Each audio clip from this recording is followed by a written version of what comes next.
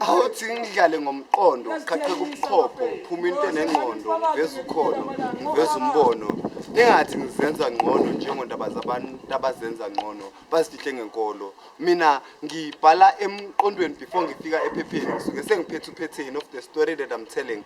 After 2 lines I spot a mistake ngidabula a mistake ngidabula a page ungakhohlwa ngithe ngibhala emqondweni before ngifika ephepheni. And this is just a calling. Actually, I've been thinking about it before speaking about it. Crystal clear the picture I paint ngale ball pen ne paper is emqondweni. I am right on track. My talent is on track. Soundtrack is ekhoneni. Igama lisemoyeni. Name calling angisho sebuyile isikhotheni. They care because we still care. As soon as we stop they disappear. That's what I feel and fear. Indaba iqala emqondweni bese enhlizweni. Welcome to my mind. I hope usesithombeni. Kazi lam buka ebuthongweni ungene emqondweni. Waza sambe sophanda amasheleni siphume ekhoneni. Let's relocate from majority and allocate ourselves with the minority. Isithunzi and privilege is what we proclaim.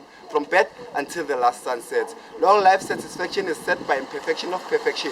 Implementation and dedication generate evolution and revolution for the next generation. That all begins emqondweni. I was born emqondweni to ephepheni, from ephepheni to emqondweni, the brain to publicity.